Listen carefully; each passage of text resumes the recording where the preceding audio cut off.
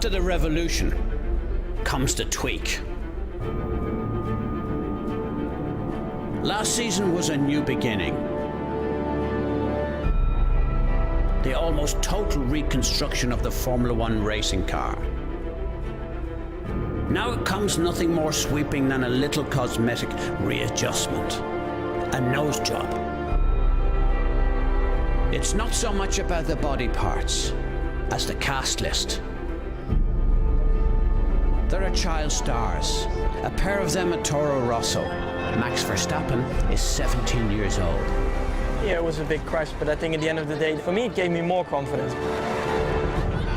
There is movement among the established stars. Sebastian Vettel to Ferrari. Last year I just didn't have a good season, sort of doubting myself.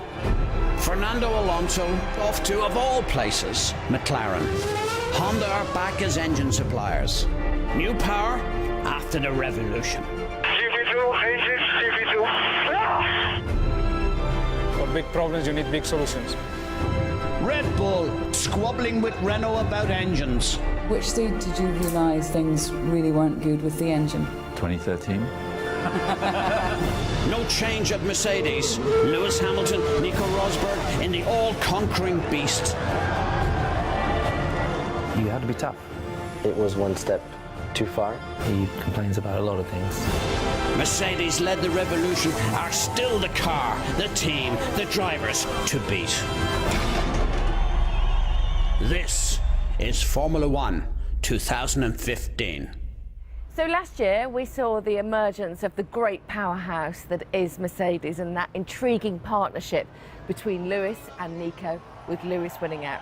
So come 2015, we're all excited about that, and of course the return of the partnership of McLaren Honda with that great history.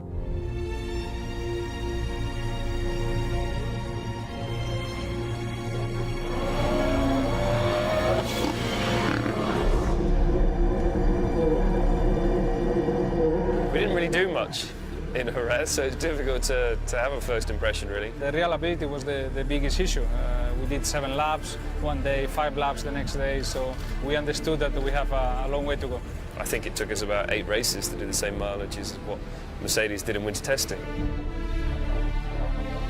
If you can't put laps in the car, you don't fix your issues, you don't develop the car, and you're always on the back foot.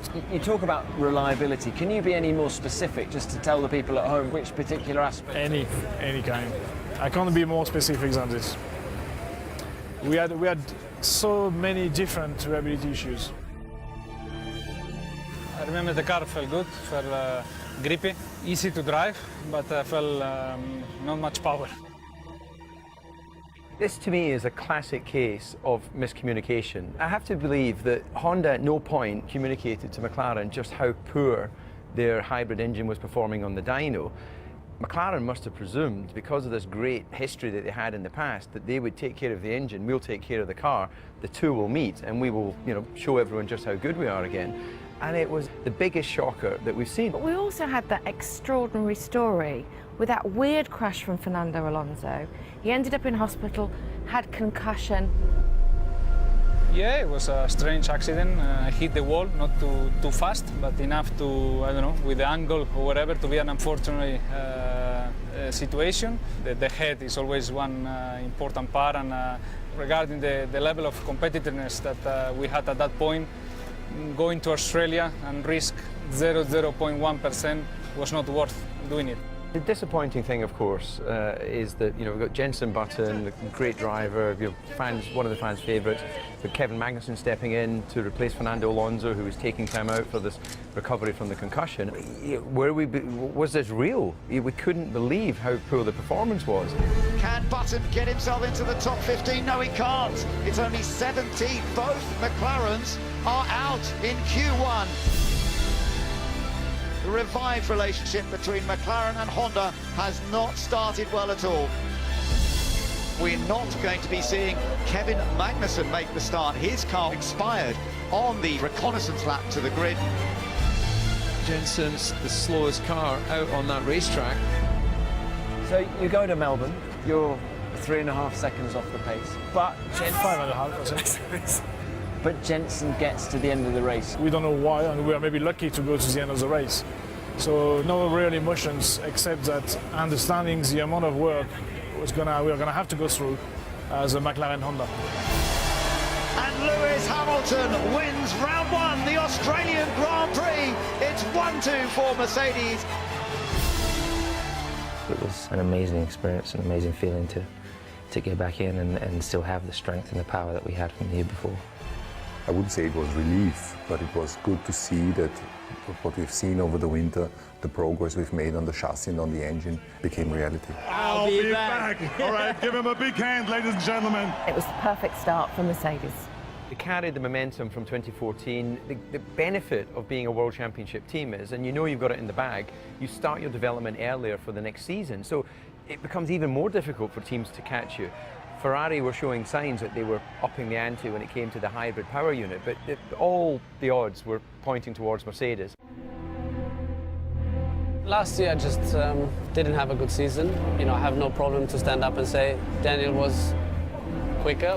Does Ricciardo try around the outside? He cuts back to the inside. Sebastian Vettel can do nothing.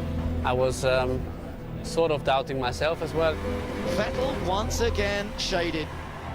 If things are not going well, or in general, I try to look at myself before I point fingers at others. And of course, if it, like last year, it doesn't work, I'm always looking at myself, what I could have done better. So overall, it was a tough year, no doubt.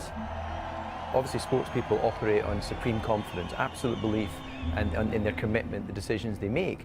But he was actually made to look like a number two in comparison to Daniel Ricciardo. So you can understand why, no matter what your past performance was, he wasn't delivering in the new hybrid formula.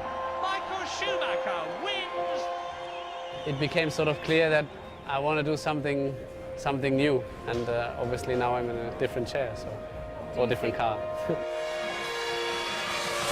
It has always been a dream since I was a child, really. A couple of times I met Michael, he was dressed in red and he was, you know, my hero. So to put on the same dress as him, maybe that's, you know, a dream that I had for many, many years. Last season, Ferrari had their worst year in 21. 2 podiums, and I can't even believe that I'm saying that now. It was terrible. The team has been through a difficult phase, and I think really starting this year, everybody felt that, okay, this is a new start and forget what happened in the past. Lights out, away we go. Hamilton gets off the line well. Vettel on average start, I would say. He's going to try and cut across in front of Rosberg, but a good outbreaking manoeuvre from Vettel, trying to get himself into second place. He's done it. Oh, Ericsson, well, that's a criminal mistake. Safety car has been deployed. Hamilton is pitting. Double stop. You've got Nico behind. Vettel has stayed out there, which puts the Ferrari into the lead. Here we go, we're going back to racing, and Sebastian Vettel already opening up a gap. We already knew that they were not leaping away from us. We already knew that the car was competitive, and we already had a fair idea that they were going to three-stop, and we knew we weren't. Sebastian Vettel pits. That puts Lewis Hamilton back into the lead of the Malaysian Grand Prix. Vettel down the inside of Rosberg, and he's done it, and he's taken second position away from Nico Rosberg. Good boy. Hamilton 7 seconds in front. Rears are dropping off, just sliding around out here. Vettel coming down the inside to take the lead, getting past Lewis Hamilton. Right, Hamilton's bailed out. He's got to get another set of tyres on. No one in the outside world expected us to win. Sebastian Vettel is heading to astonish the world of Formula One. We hardly dared believe that we could. Sebastian Vettel wins the Grand Prix of Malaysia. Yes. Woo! Yes! Sì, ragazzi! Oh, mi senti? Grazie mille, ragazzi, grazie, dai, forza Ferrari! When I was up there, and I heard the German anthem and then the Italian anthem and dressed in red, and I don't know, I connect so many things from my childhood and with Michael, and that's why it was great to hear the guys singing then, and you know, I know it was me, but to realize it was me up there.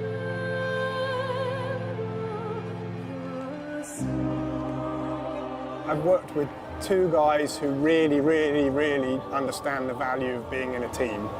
And one was Michael and the other one is is Sebastian, and that's not to denigrate the others, but it's a particular strength in Sebastian, and it was a particular strength in Michael as well. I think Vettel needed it because having won 4 World Championships with Red Bull, we all thought it was the Adrian Newey, the Red Bull, that little domination, that group of people, and I, for one, needed to be totally convinced. Malaysia, for me, did that. Bravo. Malaysia definitely stunned us big time. We didn't expect that. And then we didn't really know what was going to happen after that. You know, is Ferrari really better than us now all of a sudden? But we fought back even stronger. Hamilton leads, Rosberg is in second, Vettel third. Lewis is driving very slowly to get him to speed up.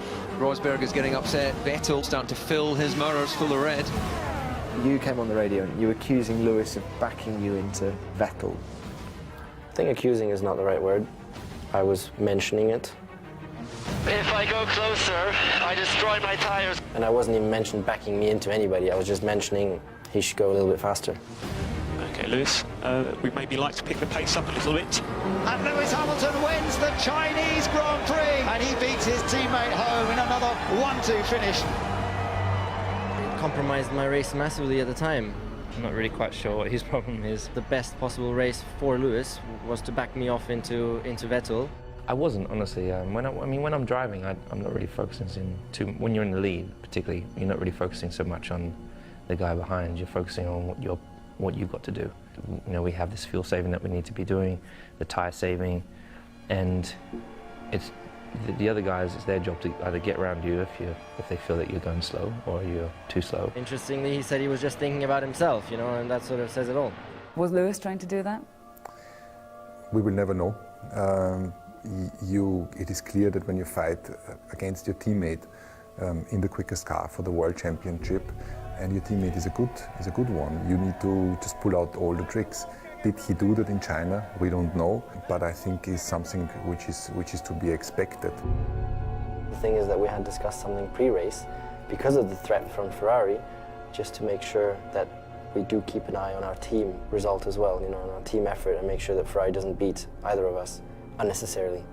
And that was sort of the fine line, you know, where I felt that it was, you know, it was compromising me. Last year, there were many flashpoints throughout the season.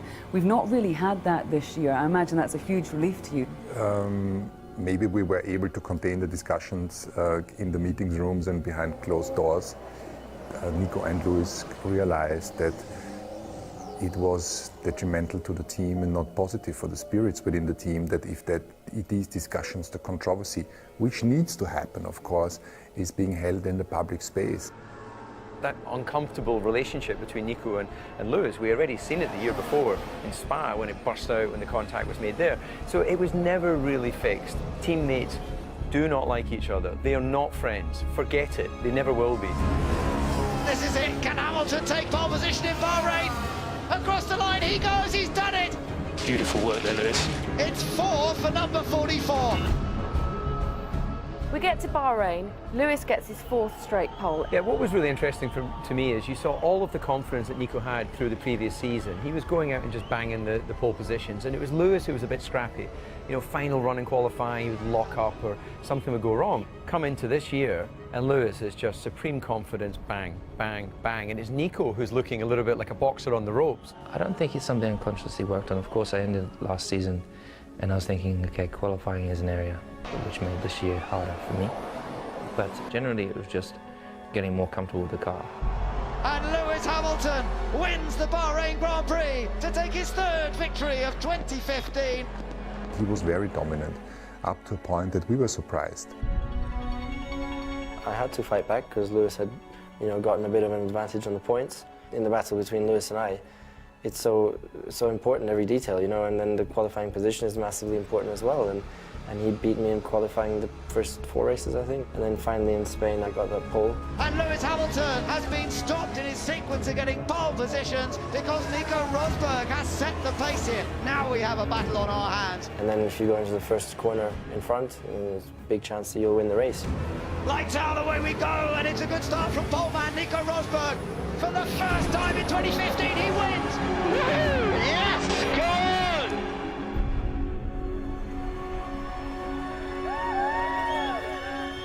Of course, there was a lot of scepticism. Is it too early? Is it dangerous even? But I think he's demonstrated he's a very special talent. Let's talk about Max Verstappen. 17 years old, he comes into Formula One, the youngest ever driver. He was karting 2 years ago. It was a shocker for Formula One. You know, how can someone with so little experience come and deliver the sort of passes we saw? You know, China for me was already the sign that this guy had supreme control and instinctive ability to find gaps. You know, it's one thing being fast, but to race like that, to me, shows a real star quality. I always enjoy driving a street circuit. You're really on the edge of the car. It's not downforce related. It's more like just moving around with the car, try to feel the grip between the walls, what is also quite entertaining. Here comes Verstappen. Down the inside into Sandoval, Verstappen on Maldonado side by side. Oh, that's fantastic. You don't see overtaking like that often here in Monaco. Well, I held my breath. He found opportunities to overtake, instinctive ability to follow. I think it was Seb when he passed Bottas. You know, he was being lapped and he just snuck through as well, just caught Bottas by surprise. Oh, he's going to do it. He does indeed. Verstappen goes past as well. The next one they want to try and pass is Grosjean. Oh, no! Verstappen's hit it! He's in the barrier! You okay, Max? I'm okay. Yeah, it was a big crash, but I think at the end of the day, then you really understand how strong and if one car is, and I think it even improved myself, because for me it gave me more confidence, because you're always a bit scared to crash or touch a wall or whatever, but now I had a big crash and then it just all gets a bit more relaxed, I think. He actually took a positive out of that. This is a guy that's just building blocks of experience in his mind. If he continues to go on like this, he will be soon in the position to join people like Senna and Schumacher as absolute greats, because he's that good. He has impressed me, I cannot tell you. I have not seen somebody emerge at such a young age in the Formula One as powerful as him. Everything looking good for Hamilton to take his second Monaco victory. Monaco is just such a special race. You look at all the greats, you look at Ayrton, you look at Michael, they've won that race so many times. I've only won it once in the 9 years, and 3 years of being in this team, the car's been the best, particularly for that race. And I've lost all three. And then this year, finally, I'm on pole. I'm leading by 20-something seconds. I'm living the life up front. Big impact down there at Sandoval. Safety car, precautionary tyre change for Lewis Hamilton. Rosberg going through now. Yeah, well, that actually does put Rosberg in front. I knew it when I came out of the pit lane. He's come out in third, so that's very strange. For me, it wasn't an option to pit, because you had to stay out. And then all of a sudden, I don't see anybody in front, and I see, you know, the safety car, which was already strange. And then I see Lewis popping out of the pits in my window in a big, big battle right behind me. You know, I thought they were going to crash into my gearbox. I've lost this race, haven't I? So why has that happened? In that particular moment, Lewis came on the radio, seeing somebody pitting on the big screen, saying, "My tires are dead, they will not recover, consider pitting." And our screens froze, so we didn't have the exact gaps anymore. And then we lacked the overview of what was going on in the race, with all our data, with the scientific approach, with looking into our screens, monitoring every single sensor on that car. We didn't look out of the window. Nico Rosberg wins the 2015 Monaco Grand Prix. Sebastian Vettel finishes in second place. Lewis Hamilton is robbed, but why? Why did Mercedes do what they did? I'm really sorry about that, Lewis, mate. Please stop talking to me, please. Lewis Hamilton looks like he wants to park up. That was just a point of I was like a kettle boiled to the top. You know, I take it personally. It's just, racing has been my life since I was 8 years old, so you put everything into it. And remember, that's 1 year gone. Fortunately, hopefully I have more years to go, but you never know when it will be the last time you have a car like that.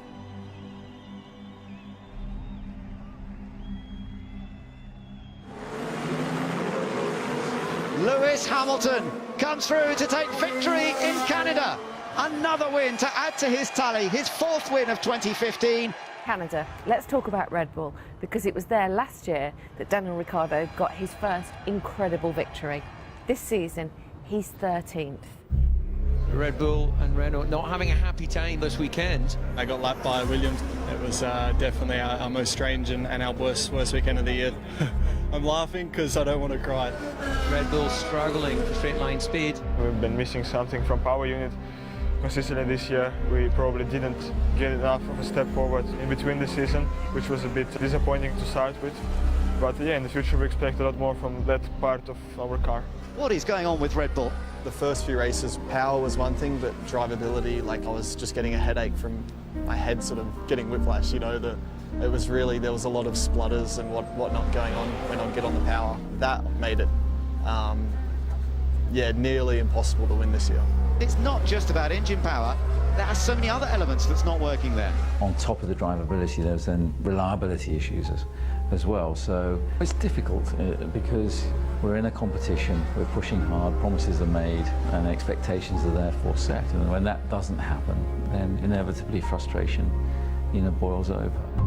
We need to work with the guys at Renault and try to understand it and support them. But there's what we've seen this weekend isn't acceptable. The relationship with Renault had broken down some time before, but that's the first signs really that they were prepared to be so vocal about it. And Eddie knows the importance about keeping your engine partner on side, but Renault had stopped developing the product, Red Bull stopped trusting in them, and they were looking for a divorce, and it started to get a bit messy. Remember, Renault are a car manufacturer, and there are so many people who are looking for the marketing and the promotion exercises that's involved in Formula One. Why ridicule your own partner? There's no logic to it. Hamilton's got through then onto his final flying lap.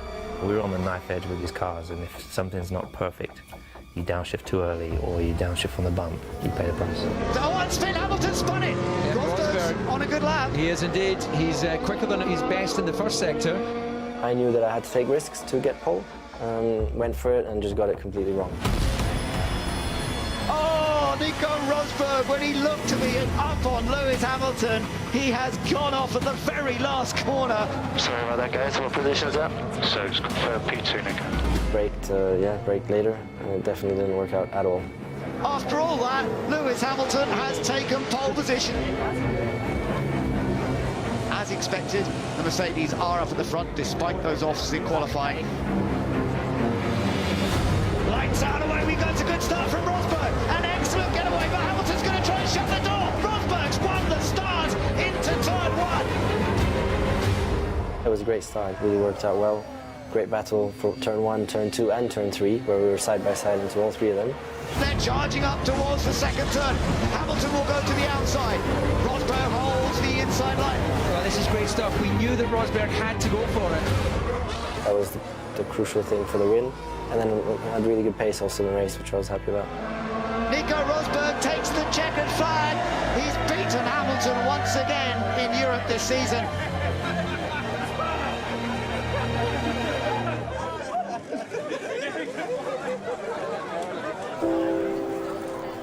Silverstone it's everything, I suppose.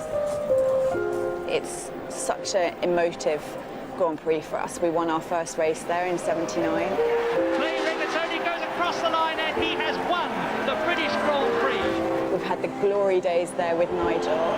Nigel is not going to be allowed to get back to his pit. Amazing. So, going to Silverstone is just always wonderful. The British crowds, everything. There's a festival feeling here, anticipation ahead of this Grand Prix. Key to this race today could be the start. It was a good start from both of us. They didn't have a very good start as well, which helps us. But it was amazing. Lights out, away we go. It's a good start from the second row of Williams. I'm getting both cars past both Mercedes. Massa leads, Bottas trying to get second from Hamilton. Just describe the first 20 seconds of that race from your point of view. It was hideous. Great stuff from Lewis Hamilton. He wouldn't give up that position to Bottas. I was sat there just thinking to myself, oh my God, is this what it's going to feel like when we start winning again? Because I'm not sure I can cope with this. Look at Hamilton, be careful. He's off. Hamilton goes off in his attempts to try and rest the lead, and that might give an opportunity here for Valtteri Bottas. Bottas goes into second place. I couldn't believe what I was seeing. It was like, is this a joke? Our two cars going and taking the Mercedes. Instruction, no racing in your team. I have no racing for now. We'll keep you advised. I really felt I had much more pace than my teammate. I was behind him and I wasn't allowed to overtake, so that was pretty tough to accept. For me, it's clear Williams should allow him to go. Can I overtake like I do it in the back straight? Tell me. Yes, you can. That was too late. Hamilton, purple in the first and second sector. He's got the bit between his teeth. In comes Lewis Hamilton from third position. Sometimes you do a lap and you feel I could have braked later there or carried more speed into that apex, but that lap was on the limit without damaging the tyres, and yeah, came out ahead. So that means he's actually back out in fourth place, so that's how crucial that move was. In comes Felipe Massa and Nico Rosberg, so that puts Bottas into the lead of this Grand Prix. When my teammate went into the pits, I improved nearly 1 second in my next lap. Could have been a possibility for my first win, I could see it. Rosberg, has he got it? They'll battle it down to the end of the pit lane. Who's going to get the edge? Massa just, that's hugely helped Hamilton. Had you let Valtteri pass Massa, do you think the result would have been different? Who knows? I don't personally believe so. I think we still would have been trumped by the Mercedes. Bottas comes in from the race lead. Hamilton's already along the start-finish straight. He's alongside. He's through. Hamilton retakes the lead. And where does Bottas come back out? He comes back out behind his teammate Felipe Massa. Expecting rain in the next minute or so. Definitely rain falling now. The battle for third place, and Nico Rosberg goes side by side with the Williams, and he's through at last. In the damp conditions, he took advantage. I had a great feeling in the car. You know, I found some grip that the others somehow didn't have, so I was pushing on. Rosberg goes up into second place. Look at Rosberg, he's catching Hamilton here. And then just in the lap where I was coming to get Lewis, it started to rain more, and he made the right call to come in. Hamilton comes in from the lead of the Grand Prix. Is he going for Inters? Let's start doing a rain dance if you want to see a British winner this afternoon. The strategist and the driver just got it spot on, coming into the pits at the right time, and this is what made the race. Rain intensity is increasing. As it has turned out, that was the perfect lap to put the intermediate tyres on. By the time I got to the last corner before the pit entry, it was flooded. So in that last corner, I lost 4 seconds or 5 seconds. He had to fight for it, but Lewis Hamilton wins the British Grand Prix. Great job, guys. I'm so happy with that. Thank you to all the fans that come in. That one was for you. Thank you. Great call on the pit stop for Lewis. That was exactly the right time. I can't really express how proud a moment it is for a British driver to be in front of a home crowd and lead into the victory. But afterwards, as I come onto the pit lane wall and seeing the whole sea of people and to see all those British flags, it's a feeling that will live on in me for the rest of my life.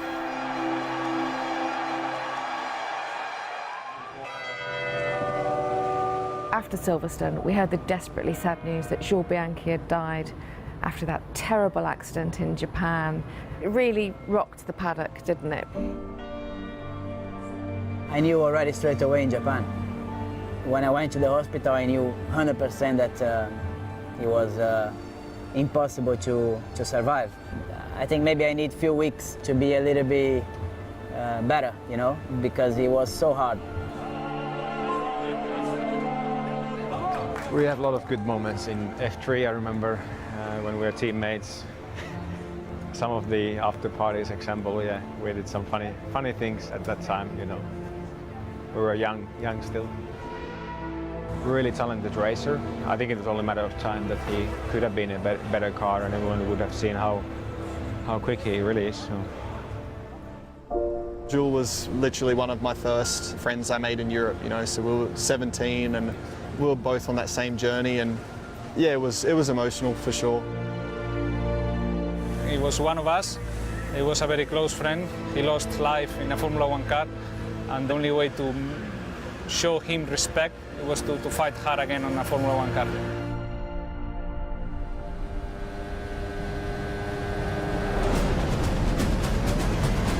Vettel's trying to come down the outside of Lewis Hamilton. Oh, what a brilliant start by Sebastian Vettel. And Kimi Raikkonen is past Hamilton, and Ferrari are running 1-2. This fundamentally changes the way this race. Hamilton's on the cross. He's in the gravel. But Hamilton losing a handful of places as he gets back on. My goodness, we've got a race on our hands here now. Oh, the boat's going off. He's going to be in the barrier.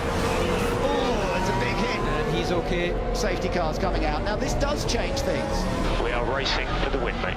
Yeah, I think Lewis Hamilton knows that. Get ready for the restart. And Rosberg down the inside of Raikkonen as Ricciardo tries to go around the outside of Hamilton. They touch and Ricciardo Damage to Hamilton's wing. Hamilton's been given a drive-through. I can't really see him scoring points here today. I'm so sorry, guys. Don't stress about it, Lewis. 20 seconds away from some points, so let's go get them. Nico Rosberg looking to take the lead in the World Championship here today.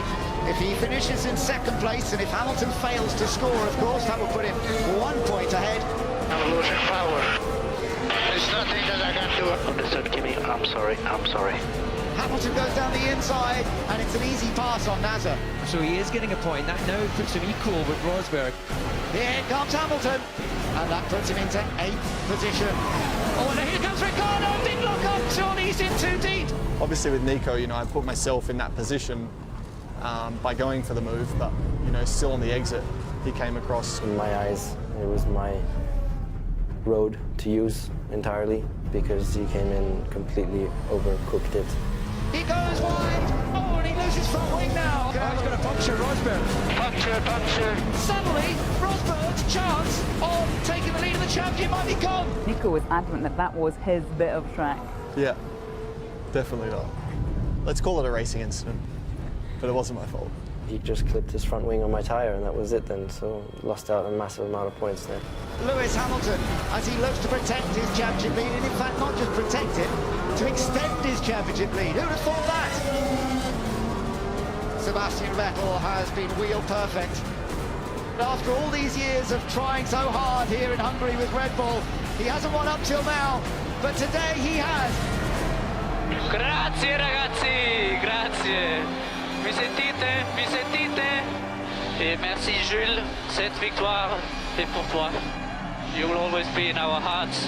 We know that sooner or later Jules would have been a part of this team. Grazie guys. Hungary was a strange race. It was quite scrappy, which is something we don't really see from you very often. This is how the Sunday went. It was a really cool Sunday, actually, until the race started. The night before, I was invited by Ridley Scott. He says, you know, come by the shoot in the morning. I'm like, yes, because he was filming with Matt Damon the last scene of The Martian. So I went to bed, you know, tossing and turning, didn't sleep till like maybe 1 o'clock, and I woke up at 4 a.m. Time came at 8 o'clock or whatever it was to leave the hotel. Went to meet Ridley, and at the time, they were set up for this last scene, and he said, you know, Matt hasn't come on yet, why don't you sit where he is and act out his role? So, you know, I'm getting nervous because this is Ridley Scott asking me to sit and act. I don't know what the hell I'm supposed to do. And then finally Matt came. I'm sat with Ridley and he's saying, no, action. And I just, honestly, I couldn't believe it. So I left there, went to the track, and I'm on this high for a minute and then start doing engineering and I start hitting the wall. And I wasn't able to take a nap either, so got in the car. And those first couple of laps to the grid felt terrible. I was like, this is not good. And I knew it. I've now told you a story which I should have put in my book one day, but anyways. You know, at this point of the season, we're starting to feel that Lewis is gathering momentum and really getting Nico under control. But then it seemed like the season, come August, was starting to catch up with him. What you mean, because of his lifestyle, or? Well, potentially, I guess. You know, he's been back and forward to the States. You know, he's much more active in chasing the social side of his life than Nico, whose wife was pregnant and going back to Monaco and living a quieter life. And, you know, I think some people were starting to question, was it just becoming too much, burning the candle at both ends? No one expected Lotus to actually be on the grid in Spa. The bailiffs were there, you know, people were talking about wages not being paid, engine bills not having been paid, gearbox bills, the tyres, everything seemed to be just crunching down on Lotus. Pretty early in the year, we knew we had to do with what we had. We were supposed to have a new nose for the race 1, which was delayed, to race 2, then race 5, and then race 10. And from then onwards, we knew that nothing would come until the end of the year. Grosjean going around the outside. That's the second time he's made a good move up there. It was, you know, one of those races where everything goes well. And Grosjean's going to complete another move. He's into third place. Lewis Hamilton takes victory in Belgium. Romain Romain Grosjean is going to finish in third place. What a superb achievement for a team that has been struggling, fighting for survival. Petit Grand Prix or something like that with no podium. It was the season we had. Yeah, it was hard to drive. I had tears in my eyes. Really struggled to find the lines. That was incredible. One of the best races of your career, mate. I'm so proud. So I was crying in the car because it was not only for me, it was for the guys and for everything they represented to me for 10 years, and that was the best I could offer them. Romain Grosjean takes a podium finish. What a superb performance for him. I don't think there are many teams that have celebrated a podium with bailiffs. That's quite an experience. Romain Grosjean, the big smile is back. Isn't it lovely to see him on the podium at Spa? Romain Grosjean emerged as such a great team leader. He did an amazing job. He's been with Enstone for all of those years, and for him to bring that car and the drama and the trauma that that team had endured for that weekend to get it onto the podium, for me was one of the highlights of the year. It was important to launch an attack and close the gap down now because Lewis was sort of getting away. The new engine that I just put in got a problem, so I had to go back to the old engine, and that had less power and then broke down in the race as well. It's all over at Monza for Nico Rosberg. What a blow this is in his World Championship hopes. Okay, Lewis, we need to pull a gap. Don't ask questions, just execute. In Italy, we had these new rules kicking in about minimum tire pressures. And we were informed during the race that an investigation was being started about these pressures. The consequence of a penalty would have probably been 30 seconds. So there's no need to take any risk, just keep doing what you're doing. But I'm picking up the pace to where I was, is taking risks. When they ask you just 30 seconds, I'm like, are you crazy? That's a lot of time. It wasn't needed at the end. We were right. There wasn't any mistake. Hamilton takes victory at Monza. Those last few laps were not cool, man.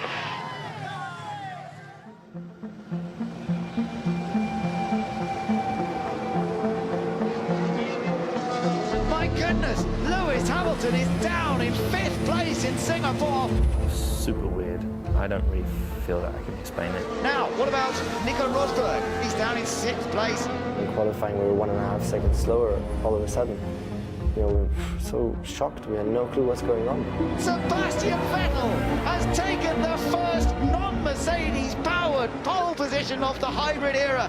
Mercedes have dominated the season, but that seems to be on the cusp of coming to an end. And then the race also just not quick enough, you know, and then Lewis had the bad luck, which I had in Monza. Hamilton's in trouble, he's passed by his teammate. Lost power, guys, lost power. Okay, Lewis, box. But I wasn't able to make the most of it because it just wasn't quick enough and finished 4th. Sebastian Vettel wins in Singapore. Yes, you did it! You did it! Woohoo! Grazie ragazzi, grazie. Vi sentite? Forza Ferrari! The season we've had was a big surprise, I think, for us as well. Positive surprise. We had a strong platform to start with, and the people, in all honesty, did a great job making progress, especially on the engine side, but also with the car. So all in all, it was a great year. It is a podium without a Mercedes driver anywhere to be seen. Do you have any answers as to what happened that weekend? Yes, by now we have the answers. What happened to us this weekend was lack of understanding what was actually needed to perform well in Singapore. It was covered up by a 2014 car that was so dominant that we won the race in Singapore, although we could see that we had a little bit of a dip in form there. Whilst I've got all these engineers coming up with all these theories of why it could happen, I honestly, in my heart, don't believe they also really fully know why that it was. After struggling so much like we did in Singapore, there is this rest of a feeling in you saying, let's see how it goes in Japan. After Singapore, they made some changes and the car wasn't as nice to drive after that. Hamilton comes across the line, it's not enough to beat his teammate. Rosberg has the upper hand. It was clear at that time that with the drivers so near to each other in terms of their competitiveness, that lap 1, turn 1 was decisive. Lights out, away we go, and Hamilton makes a good start. He's got a challenge as they head down towards the first corner. got to be fierce, you got to be strong, you got to be hard to as much of the limit you can be. Rosberg on the outside here. Hamilton's down the inside, side by side through turn one. You could ask every world champion, if you're on the outside, you got to back off. Dropping back, Rosberg has lost second, he's lost third. Rosberg down to fourth place, and Hamilton has the advantage. It's a shitty feeling when my teammate or Lewis, runs me out wide into the grass, and then I lose all those positions. That really is not a good feeling. So that was tough. You have to be tough. You can't be nice out there. You can't be, hey, here's some space. It's, hey, I'm taking it. I'm here. I'm in business. I'm not here to make friends. I'm not here to finish the race and say, hey, that was a lovely race, chap. You were so friendly with me, and you let me win. No. Hamilton wins in Japan to take back-to-back victories at Suzuka. Was Lewis unfair? We all just go with what the FIA says, and the FIA judged it to be a racing incident in Suzuka. So we'll go with that. Very far from this place, like a GP2. This is embarrassing, very embarrassing. Japan. Let's talk about McLaren Honda, because Alonso's on team radio. He knows what he's doing. GP2, engine. GP2. In Japan, when they broadcast that, probably I knew that they could do that. But I think, the actions that we need to take for next year to be competitive, they need to be quite extreme. For big problems, you need big solutions. And I think maybe that helped for the big solutions. He's not sending very polite messages or thinly veiled at all, is he? That's a very, very much public slap in the face to Honda. If you're going to say something to get out there in the public and you want to make the people and the management of Honda take full knowledge of what you're about to say, then that's where you do it. And he's very clever. Alonso was as smart as could be. Remember in Canada where he said we are acting like a bunch of amateurs. So it's not the first time. So it's calculated. We must save fuel, we must target zero. I don't want. Already I have big problems now. Driving with defense, looking like amateurs. I'm a huge fan of McLaren, always was. I'm concerned about the great team. Where are they now?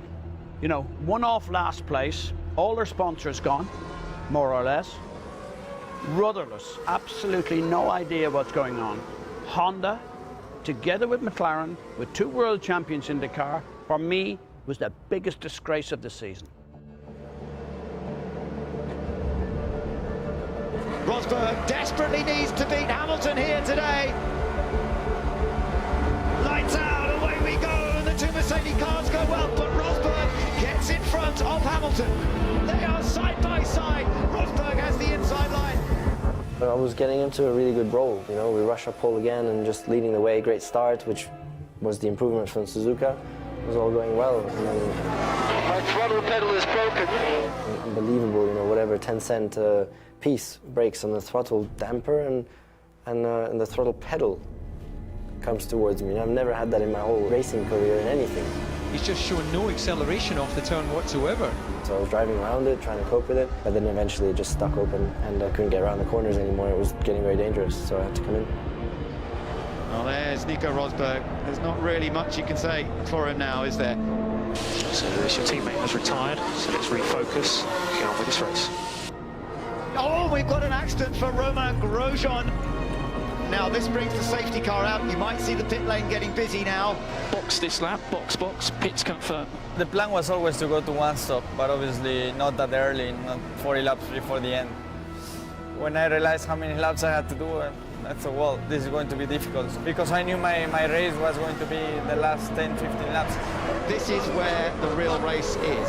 Sergio Perez is trying to hang on for a 3rd place finish here in Russia. Checo, you're still P3, but to make it work, we've got to have maximum management on the front. It's what I'm doing, man. I cannot do anymore. It was a couple of laps to basically run out of rubber. Valtteri Bottas closing up. He's chasing down third place Perez. Bottas goes into third place, pulls off a fabulous move, and Raikkonen now going around the outside of Sergio Perez. Oh, it's all gone wrong for Perez. When they overtook me, I thought that my podium was gone and I was going to finish 5th. But I had no idea that they were so close together. Perez could not quite respond, and Bottas is in third, but he's still under pressure from the Ferrari. Last lap, give me last lap, all or nothing. Oh, no, they hit! They hit! Bottas crashes into the barrier! Raikkonen's got damage! Perez goes back into third place! What did he do?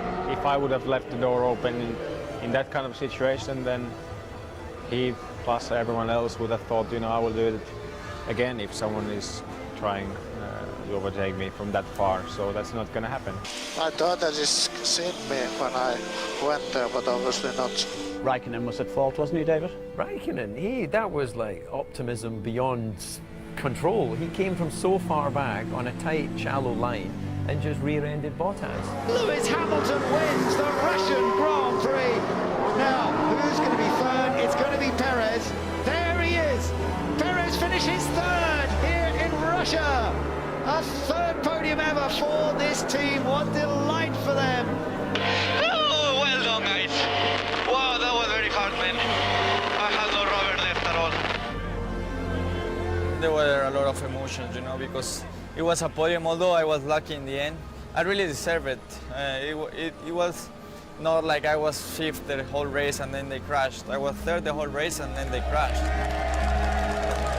I'm very happy for the team. These boys have been through tremendous difficult times. So when you have those moments, you really try to stop time and really enjoy them. That podium was super huge for him and super huge for the team. And it was a super huge weekend, of course, for Mercedes because they clinched the Constructors' title. It was exactly the same as the previous year, winning the World Championship as constructors in Russia. It gave them a great opportunity to sort of take the pressure valve off. The money in Formula One for the teams comes from the constructors, so that box is ticked.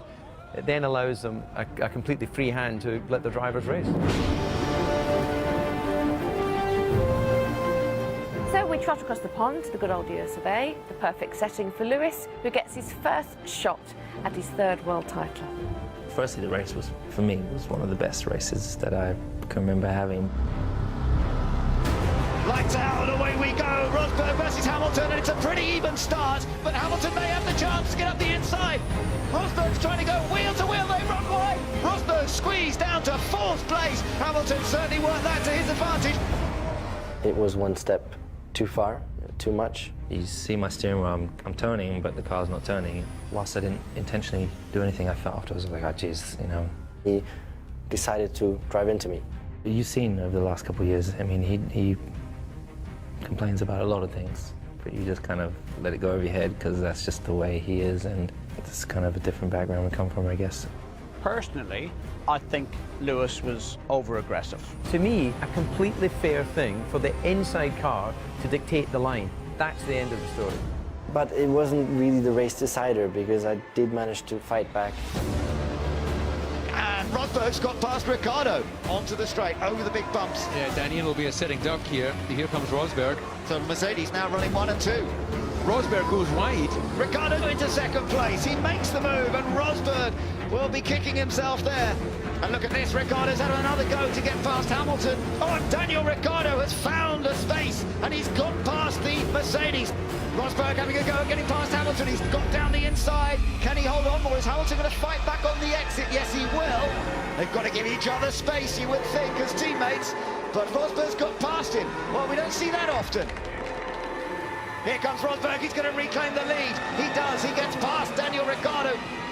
Remember, if it were to finish this way, Lewis Hamilton would not be world champion. Not with Rosberg winning the race. Well, that's karma. He's back in the lead, so he should have nothing to complain about.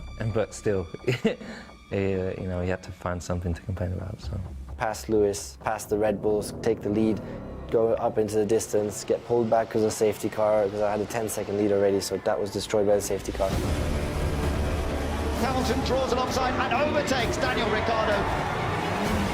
Oh, big shot, and it's Kvyat in the wall, Safety and that's car surely for sure, going to bring Ben. the safety car out, yes. This might be a lifeline for Hamilton Then the second safety car again destroyed my second lead of a couple of seconds, whatever.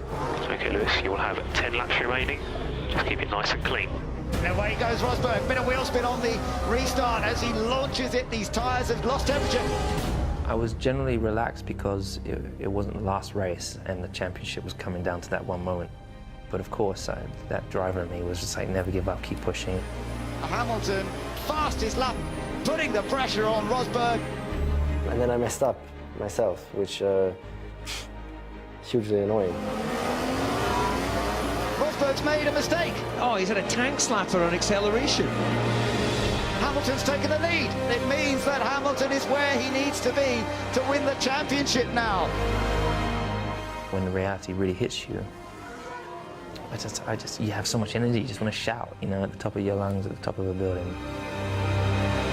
Lewis Hamilton has won his third World Championship. He is the 2015 World Champion. Yeah, I'm feeling it, pal. I'm feeling it. How good does that sound, Lewis? 3 times world champion. That's the greatest moment of my life. Thank you guys so much.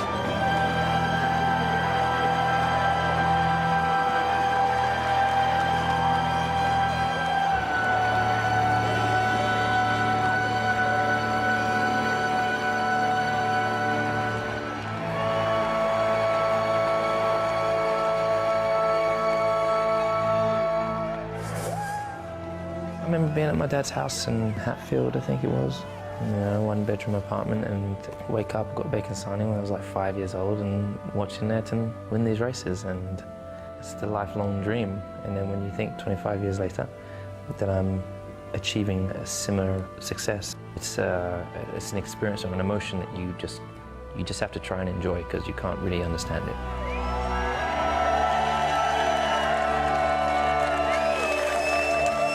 3 world championships. He's in this exclusive club now, and he deserves to be there. He does deserve his 3 titles. For some, they'll say there's only Mercedes in the race, so all he's doing is beating Nico Rosberg.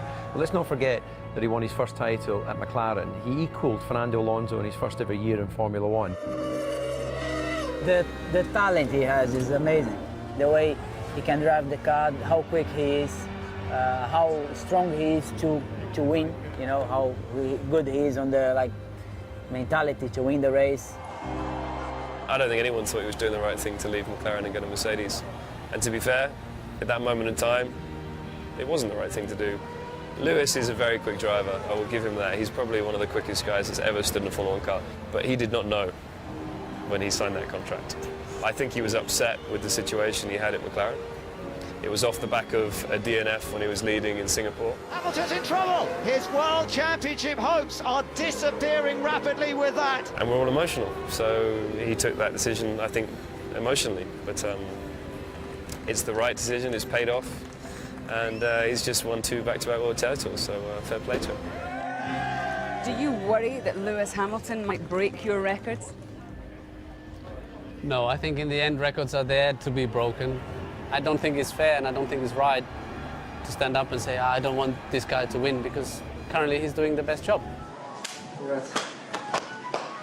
Capgate.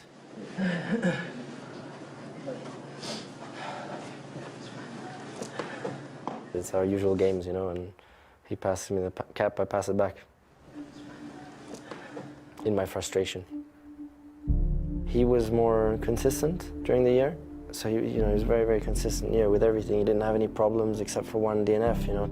Qualifying, he did a better job than last year. You haven't had the rub of the green, I guess. No, it's not about good fortune in qualifying.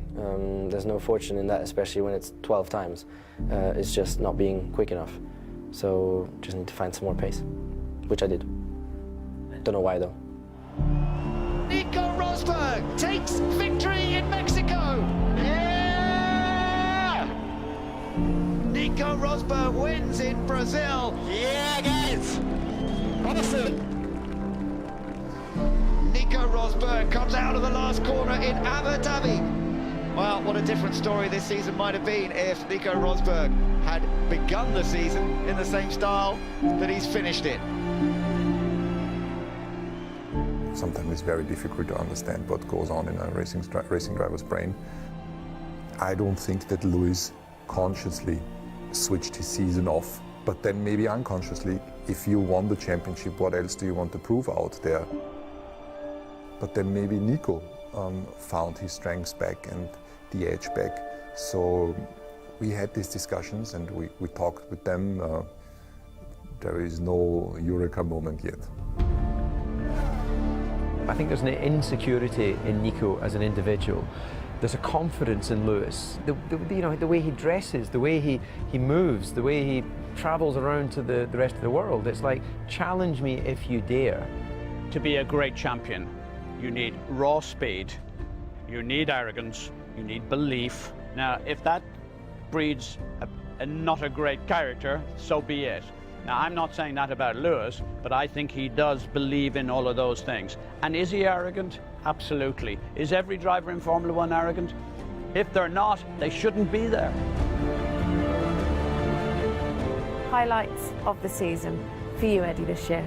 I don't think I have any difficulty in this because, for me, he would be the person I would have wanted to sign right from the beginning. Max Verstappen, my God, what a revelation, what a joy to watch. Clean, under control, knowing when to pass, knowing the right moves. I absolutely love watching him. That said, it's about the championship and it's about the championship driver. The right man and the right car won this. I think Lewis Hamilton in any car would do exceptional things, and this year was a textbook case on how to win a world championship. So chaps, a dash of Lewis Hamilton, a splash of Nico Rosberg and a dab of Sebastian Vettel are race winners this year, and the picture for 2015 is complete. No one ever find it on my own, 'cause this life ain't leading nowhere I can go. I'm standing still with nothing